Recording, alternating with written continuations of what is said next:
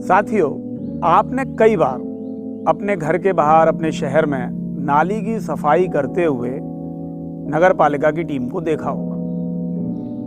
वो लोग आधे पैरों से नाली में उतरते हैं, फावड़ा लेकर पूरा खोद खोद के उसका कचरा निकालते हैं और सड़क के एक तरफ इकट्ठा करते हैं। गाद नीचे जमी होती है, पॉलीथिन में भरकर कचड़े भरे होते हैं, वो निकालते हैं, एक तरफ इकट्ठा करते हैं। 1-2 दिन तक वो सूखता है, फिर उसे नगर पालिका की गाड़ी उठाती है। उसमें कितने कीटाणु, कितने बैक्टीरिया 1-2 दिन में पनपते हैं, वो सांसों के माध्यम से हमारे अंदर जाते हैं, हमें बीमार करते। सबसे पहले तो आप नगर पालिका के उन लोगों को नमन करें जो इस महान कार्य को करते हैं, और फिर कुछ अपने कृत्य के बारे में भी सोचें जो इस महान कार्य को करने पर उनको बेवश करते हैं। जी हाँ, मैं बिल्कुल सही कह रहा हूं। अगर हम चाहें तो मात्र अपने घर पर थोड़े से प्रयास से अपने शहर को पूर्णतः स्वच्छ रख सकते हैं, और उसका नाम है कचरा प्रबंधन। तो आज हम बात करेंगे कचरा प्रबंधन पर, लेकिन उससे पहले मैं अपने उन साथियों को, उन वरिष्ठ जो मेरे सम्मानित लोग हैं जो इस वीडियो को देखते हैं, उनको नमन करूंगा कि उनके कुछ सुझाव मिले हैं और मैंने इस वीडियो में उनको प्रयोग भी किया। गोपनीयता के दृष्टिकोण से मैं उनका नाम तो नहीं लूँगा, लेकिन उनको प्रणाम के साथ मैं ये वीडियो शुरू करूँगा। यदि आपको अच्छी लगे तो इसे शेयर जरूर करना। यदि इसमें कोई कमी लगे या नहीं भी लगे, कुछ आपका सुझाव हो तो मुझे फीडबैक अवश्य दें। कचरा प्रबंधन। साथियों, हम क्या करते हैं, हमारे घर पर एक कचरे का डब्बा होता है, हम डस्टबिन बोलते हैं, उसे रखते हैं। अपने घर का सारा पूरा कचरा उस डस्टबिन में डालते हैं और सुबह नगर पालिका वाले को देते हैं, और हम सोचते हैं कि हम बहुत अच्छा काम करते हैं। लेकिन नहीं, यदि हम थोड़ा सा प्रयास और करें, यानी अपने घर में एक ही जगह 2 डस्टबिन रखते हैं। 2 डस्टबिन का मतलब ये है कि किचन से कूड़ा निकलता है उसे एक तरफ, जो सूखा कूड़ा होता है, जैसे मैन मेड कूड़ा मैं जैसे बोलता हूँ, उसे हम सूखे डस्टबिन में यानी कि ब्लू डस्टबिन में डालें और कबाड़ी को भेज दें। अब इसके पीछे बात आती है कि इससे फ़ायदा क्या होगा। आप इसे मेरे दृष्टिकोण में सुनें, शायद कुछ समझ में आए और हम कुछ नया कर सकें। साथियों देखिए, कूड़ा जो है वो प्रकृति का वरदान है। बिल्कुल मत चौंकिए, ये बिल्कुल सही बात है कि कूड़ा जो है वो प्रकृति का वरदान है, वो अमृत है प्रकृति के लिए। लेकिन चूंकि हमारे इस दिमाग में कचरा भरा हुआ है, इसलिए कूड़ा शाप बन गया है प्रकृति के लिए। अब हमें उस शाप को प्रकृति के लिए पुनः वरदान बनाना है। अब श्राप कैसे प्रकृति के लिए वरदान बन सकता है? देखिए, बहुत सीधी सी बात है। यदि हम कूड़े के कचरे के प्रबंधन को सीख लें तो ये बहुत अच्छा होगा। कूड़े में 2 प्रकार के कूड़े करिए, एक जिसे सीधे प्रकृति ने दिया है, एक जिसे मैन मेड ने बनाया है। प्रकृति का कूड़ा कौन सा? आपको माला चढ़ी, आप कहीं गए, आपका सम्मान हुआ, उसमें फूल थे, बहुत अच्छे हैं, लेकिन थोड़ी देर बाद वो कूड़े हो जाएंगे। प्रकृति के द्वारा कूड़ा हुआ कौन सा है? आप घर पर लौकी लाए, लौकी के छिलके, बचा हुआ खाना, सब्जी भाजी तरकारी, कोई भी छिलके, ये सब प्रकृति के, डायरेक्ट प्रकृति से मिल रहा है, ये प्रकृति का भोजन है। अगर आप किसी कॉलोनी में रहते हैं तो एक पिट बना लीजिए। अगर कॉलोनी में नहीं रहते, नहीं पिट बना सकते, तो आप सीधे से कहीं गड्ढा खोद के गाड़ दीजिए, प्रकृति अपने में समाहित कर लेगी। मैन मेड कूड़े को आप, जो मैन मेड है, दिमागी उपज है, जैसे कि बच्चों के खिलौने, आपके इलेक्ट्रॉनिक गैजेट्स, ठीक है, कागज, जो भी रिसाइकल हो सकता है, उसको आप कबाड़ी वाले को भेज दें। कबाड़ी वाले के जब पास वो जाएगा तो निश्चित रूप से वो रिसाइकल हो जाएगा, आपको भी 4 पैसे मिलेंगे, उसको आप समाज सेवा में लगा दें, वो आपकी अतिरिक्त आय। तो दोस्तों, बहुत आसान प्रबंधन है, बस यहां पर एक क्लिक करना चाहिए, यहां पर स्ट्राइक होनी चाहिए। तो नगर पालिका का जो बहुत बड़ा काम है, आप छोटे से प्रयास से उसे आसान बना देंगे, हल कर देंगे, आपका शहर स्वच्छ हो जाएगा। तो अपने शहर को स्वच्छ करने के लिए आज ही से इसे प्रारंभ करें। अब एक दिक्कत और आएगी, वो दिक्कत क्या आएगी? वो है पॉलीथिन। हम में से बहुत बुद्धिजीवी क्या करते हैं, रात भर का कूड़ा लिया, सुबह पॉलीथिन में भरा, ऊपर बालकनी से नीचे देखा कोई नहीं है, उठा के नाली में फेंक दिया। नालियां चौक हो गई। या नाली में नहीं गिरा, बाहर गिर गया, गौ माता आई, गौ माता ने उसे खा लिया। उनके पेट में कई किलो पॉलीथिन जमा हो जाती है, आंतों में चिपक जाती है, वो मर जाती है। किसको पाप पड़ेगा? आपको पाप पड़ेगा। हृदय से सोचिए कि आप सही कर रहे हैं। अब बहुत से, एक बार मैं एक विद्यालय में सेमिनार कर रहा था, तो एक बच्चे ने कहा कि सर हम एक काम कर सकते हैं, पॉलीथिन को जला सकते हैं। बिल्कुल नहीं। पॉलीथिन वो विषैला राक्षस है जो जिंदा पर मौत और मरे पर महामौत। अर्थात जब आप उसे जलाएंगे तो उसमें से कार्बन मोनोऑक्साइड, कार्बन डाइऑक्साइड, बहुत प्रकार की, नाना प्रकार की गैसेस निकलेंगी। जो ऊपर जो आसमान देवता है, उन्होंने एक ओजोन परत नीचे बना रखी है जो सूर्य की पराबैंगनी किरणों को धरती पे आने से रोकती हैं, जो हमारे आप के लिए बहुत हानिकारक है। पराबैंगनी किरण वो ओजोन परत को नुकसान पहुंचाएगी। धरती में गाड़ेंगे तो उसकी उपजाऊ क्षमता को नष्ट करेगी। जल, जो धरती के जल सोखने की क्षमता उसको नष्ट करेगी। तो अर्थात पॉलीथिन का प्रयोग तो आप बंद कर दीजिए। अब जो दिमाग में नकारात्मक सोच है वो बोलेगी कि सरकार क्यों नहीं इसे बंद कर देती। तो मैं आपको बताऊं, 50 माइक्रोन से नीचे की पॉलीथिन भारत में पूर्णतः प्रतिबंधित है। उसी प्रकार प्रतिबंधित है जिस प्रकार अफीम, चरस, गांजा प्रतिबंधित है, लेकिन हम इसको प्रयोग करते हैं। अब वो अलग विषय है कि भ्रष्टाचार ना आप रोक सकते ना मैं रोक सकता हूं, लेकिन एकल विरोध तो कर सकते हैं देश सेवा में। तो आप आज ही से एक शपथ लें कि मजबूरी की पॉलीथिन, जैसे पार्ले जी के बिस्कुट का रैपर है, क्रैक्स का रैपर है, क्रैक्स मत खाइए, बच्चों को मत खिलाइए, लेकिन यदि खाते हैं, या और प्लास्टिक की बोतल में पानी है, बाजार में गए पीना पड़ेगा, उसको छोड़कर जो लापरवाही की पॉलीथिन है, जैसे केले लेने गए बाजार में, अरे हाथ में ला सकते हो यार, घर से थैला लेके जा सकते हो। लौकी, सब्जी, भाजी 20-20 पॉलीथिन ले रहे हो, अरे थैला लेके जाओ ना यार, घर पे आगे अलग कर लो। उसको आज से बंद कर दो। केवल यहां पर एक सोच आ जाए, मानसिकता पर एक सोच आ जाए, मैं बता रहा हूं बहुत बड़ा परिवर्तन आ सकता है। एकल आप देश सेवा कर सकते हैं। हर व्यक्ति के देश में देश सेवा है। मैंने अभी इस चुनाव में देखा, मैंने तब देखा, कारगिल युद्ध से देखता आ रहा हूं कैसे पूरा देश एक होता है। बहुत ताली बजाई है हमने अपने सैनिकों के लिए। आज अपने अंदर एक सैनिक बना लो कि पॉलीथिन का प्रयोग नहीं करना है, अपने देश को आगे ले जाना है। ठीक है, भारत सरकार जब निर्णय लेगी।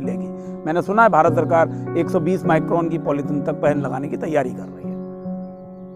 अरे अपने घर पे आज पॉलीथिन पे बैन लगा के देखो। ठीक है, मजबूरी की पॉलीथिन की बात अलग है, लापरवाही की पॉलीथिन आज से प्रयोग नहीं करेंगे। शुरू करते हैं दोस्तों। बहुत हल्के फुल्के अंदाज में आज का ये वीडियो बनाया है। यदि ये प्रयोग सही लगे, जो मैंने अपने कुछ मित्रों के कहने पर ये प्रयोग किया है, तो प्लीज मुझे बताएं जरूर। अच्छा लगे तो इसे शेयर करें।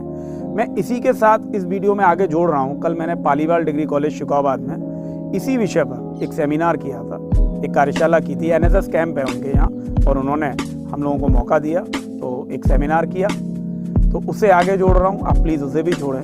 देखें कैसे पिन ड्रॉप साइलेंस के बीच बच्चों ने इन बातों को सुना, और बहुत से बच्चों ने शपथ खाई, मानसिक तौर पर ये शपथ ली कि वो अब प्रयोग नहीं करेंगे पॉलीथिन का। प्राकृतिक वातावरण के बीच पीछे मयूर आ रहे हैं जो भगवान कृष्ण के प्रिय हैं, उनको साक्षी मानकर हम यहाँ भी शपथ लें कि हम भी आज से कचरा प्रबंधन अपने घर से करेंगे, पॉलीथिन का प्रयोग नहीं करेंगे। देश सेवा में एक कदम, एक योगदान हम भी देंगे। इसी के साथ आप सभी को नमस्कार।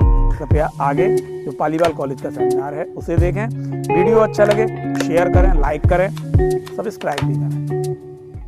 बहुत बहुत धन्यवाद, बहुत बहुत धन्यवाद। नमस्कार, जय श्री कृष्ण। करता हूं। देखिए, पर्यावरण मित्र का जो आज का उद्देश्य है और जो आपके विषय से भी है, वो है कचरा प्रबंधन। अब कचरा प्रबंधन क्या है? कोई रॉकेट साइंस नहीं है, ना हम पर्यावरण मित्र के लोग रॉकेट साइंस में बात करते हैं। ये आपके और हमारे घर से शुरू होती है। कैसे शुरू होती है? पर्यावरण मित्र कहता है कि कुछ भी कचरा नहीं है, कुछ भी कचरा नहीं है। आपको जानकर हैरानी होगी, हिंदलैंड से कॉलोनी है, अभी तो खैर वहां बहुत कम परिवार हो गए हैं क्योंकि कुछ ऐसी परिस्थितियां बनी। 1 साल पहले तक वहां 70-80 परिवार रहा करते थे। कोई भी कूड़ा हम नगर पालिका को नहीं देते। अब आप कहेंगे कूड़ा कहाँ जाता था? जैसे कि हम बता रहे हैं कि कूड़ा होता ही नहीं है, कचरा कुछ नहीं होता, कचरा केवल हमारे दिमाग में होता है। जैसे कि मैंने उद्देश्य के लिए बताया, मैं यहाँ पर भी स्पष्ट करूँ, कचरा केवल हमारे दिमाग में। देखिए कचरा जिसे हम कचरा कहते हैं, हम तो उसे प्रकृति का वरदान कहते हैं। कचरा क्या है? प्रकृति का वरदान। जिसे हम कूड़ा कचरा कहकर नाम से जोड़ते हैं, वो एक्चुअली में प्रकृति का वरदान है। अब वो क्या है, कैसे? बहुत सावधानी से सुनना प्लीज, पीछे वाले बच्चे मुझसे कनेक्ट रहना, तभी मेरी जो दिमाग की तरंगें हैं वो आप तक पहुंच पाएंगी। अब वो कैसे है? देखिए दो भागों में से विभक्त करिए, एक ग्रीन वेस्ट और एक ड्राई वेस्ट, एक गीला कचरा और एक सूखा कचरा। गीले कचरे को हम हरा कचरा इसलिए कहते हैं, वो सीधे प्रकृति से हमें मिलता है।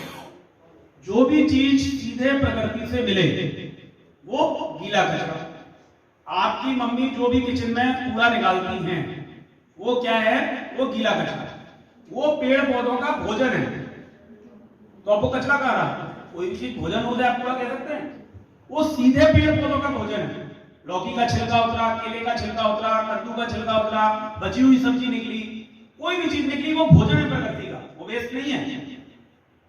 दूसरा आया सूखा कचरा, कागज, जिसे मतलब कोई भी सूखा कचरा, इसे और हम इजी कर दें, जिसे इंसानी दिमाग में बनाया। आपका ये बैग रखा है, कुछ साल बाद आप इसे फेंक ही तो दोगे, ये वेस्ट हो जाएगा। आपकी किताबों के पेज फट जाते हैं, बच्चों के लिए खिलौने आते हैं वो टूट जाते हैं, ये भी इससे कोई चीज गिर गई है, ऊपर इलेक्ट्रॉनिक आइटम लगा हुआ है, कोई भी ऐसी चीज जिसे मानव ने बनाया है उसकी वेस्ट को आप सूखा कचरा मान लीजिए। अब आपको घर में क्या करना है कि 2 डस्टबिन रखिए, जैसे यहाँ पर ही है, आप एक डस्टबिन की जगह 2 डस्टबिन रखिए। ये फूल टूटे हैं, इसको डालिए गीले कचरे में, इसे प्रकृति ने बनाया है। कल को ये खराब हो गया या ये खराब हो गया, इसको डालिए सूखे कचरे में। करिए क्या? सूखे कचरे का कचरा जब आपका इकट्ठा हो जाए, उसमें से वो खराब नहीं होता, बदबू नहीं आती, उसे आप 2, 4, 5, 10 दिन रख सकते हैं। जब वो इकट्ठा हो जाए उसे कबाड़ी को बेच दीजिए, 2, 4, 5, 10 रुपए कितने भी आए आप वो समाज सेवा के रूप में प्रयोग कर सकते हैं। आपके पास एक मदारा, एक राशि है। और जो गीला कचरा है उसको सीधी सी बात है, मैंने पहले ही कहा, वो प्रकृति का भोजन है। यदि आपके घर में अगर कोई बड़े लेवल का काम हो, जैसे विद्यालय है, तो विद्यालय को हम देंगे कि आप एक पिट बनाइए और उस पिट बनाकर उस गीले कचरे को खाद के रूप में परिवर्तित करिए। लेकिन आपको जब हम बात करेंगे, विद्यार्थी को संबोधित करेंगे जो वो अपने घर पे कर रहा है, तो अब उसको हम नहीं कह सकते वो पिट बनाए, वो कहां पर पिट बनाएगा? आप क्या करो, आप उस गीले कचरे को जमीन में थोड़ा सा गड्ढा खोद के गाड़ दो, वो गीला कचरा ऑटोमेटिक प्रकृति का भोजन बन जाएगा। कुछ दिन बाद वो प्रकृति में समाहित हो जाएगा। अब आप मुझे बताओ, जब आप यहाँ पर अगर 30, 40, 50 स्टूडेंट बैठे हो, अगर आपके घर से कचरा निकलना बंद हो जाए तो क्या नगर पालिका का बोझ खत्म नहीं होगा? और जब नगर पालिका का कचरा उठाने का बोझ खत्म हो जाएगा तो कचरा निकलेगा ही नहीं, कचरा कुछ बचे ही नहीं। एक को आपने बेच लिया, रिसाइकिल कर दिया, उसके पैसे आए, वो समाज सेवा में लगाए, किसी गरीब बच्चे को पढ़ाने में लगाए, और एक आपने प्रकृति का था, प्रकृति को दे दिया। ये फूल प्रकृति से आया, आज की डेट में ये वेस्ट हो गया, इसे आप अगर मान लिया सब में मिला देंगे तो कचरा बन जाएगा, ये बदबू देगा। अगर आप किसी पेड़ के नीचे जाके डाल देंगे तो ये उसका भोजन बनेगा। अब ये आपके दिमाग की सोच के ऊपर है कि इसे धरती के लिए वरदान बनाना है या कूड़ा कचरा बनाना है। तो बहुत सिंपल सी बात है, केवल मानसिकता चेंज करनी है, कूड़ा वरदान हो जाएगा, कचरा नहीं। क्लियर? अब एक बहुत महत्वपूर्ण बात आ रही है, वो जी जैसे वो रेडी हो जाए मुझे बता देना प्लीज। एक बहुत महत्वपूर्ण बात और है, उसे बिल्कुल नहीं छोड़ना है कि कचरे पर सारी साइंस, हम जैसे लोगों की सारी मेहनत कहां बर्बाद हो जाती है? वो बर्बाद हो जाती है पॉलीथीन पर। जैसे ही आप इस फूल को, जिसको अभी मैंने कहा ये नीचे प्लांट्स का भोजन था, जैसे ही आप इसे पॉलीथीन में गांठ बांधोगे और फेंक दोगे, 300 साल तक, आपकी हमारी जिंदगी 70-80 साल एवरेज होगी, 300 साल तक वो पॉलीथीन नष्ट नहीं होगी। और वो नष्ट नहीं होगी तो उसके अंदर भरा हुआ कचरा भी नष्ट नहीं होगा। उसके लिए कोई विकल्प नहीं है, कोई उपाय नहीं है आज की डेट में जो आपको कोई संस्था आके बता सके कि ठीक है पॉलीथीन का ये उपचार है, आप ये वाली दवाई लीजिए तो पॉलीथीन नष्ट हो जाएगी। बहुत से लोगों के दिमाग में आता है, एक बार मैं स्कूल में था, किसी विद्यार्थी ने कहा कि सर उसे जला देते हैं। पॉलीथीन वो हानिकारक राक्षस है जिसे जिंदा में अगर जमीन में गाड़ेंगे तो वो धरती माता की उपजाऊ क्षमता को नष्ट कर देगा, और यदि आग लगा देंगे तो तो वो आकाश देवता की जो सूर्य की शक्ति को रोकने की क्षमताएं थी, यानी कि ओजोन परत, उसको नष्ट कर सकता है। उसमें से कुछ गैसेस निकलती हैं जो ओजोन परत को नष्ट कर सकती है। और जो 50 माइक्रोन से नीचे की पॉलीथीन होती है, जो बहुत हानिकारक होती है, और लेमन लैंग्वेज में गए, आम बोलचाल में गए, काली पॉलीथीन, वो कुछ समय बाद ना रेशा रेशा भी होने लगती है। उससे कुछ रेशेज होते हैं जो नग्न आंखों से दिखाई नहीं देते, वो हमारी सांस के माध्यम से हमारे अंदर जाते हैं और चेस्ट पर जाके इकट्ठे होते हैं अंदर, और सांस की बीमारियां पैदा होती हैं। आपको पता नहीं होता कि आप जिस पॉलीथीन को लापरवाही में प्रयोग कर रहे हैं, वो आपके जेब से बहुत पैसे आपकी बीमारी पर खर्च कराने वाली है, और बीमारी सही भी नहीं होगी। तो जिन बच्चों ने थोड़ी सी ताली बजाने की कष्ट उठाई है, वो ये शपथ अपने मानसिक तौर पर ले लें, क्योंकि समय बहुत कम है, कि हम मजबूरी में अगर कोई पॉलीथीन प्रयोग कर रहे हैं, ठीक है, उसके विकल्प पर भी हम कभी आएंगे, क्योंकि आप तक हम वही बात कहेंगे जो प्रैक्टिकल हो। लापरवाही की पॉलीथीन आप आज से करोगे, तब इस सेमिनार का यहाँ पर जो समय आज आपने दिया, या हमारे आदर्श शिक्षकों ने दिया, या हम लोगों ने दिया, उसका कुछ महत्व निकल पाए।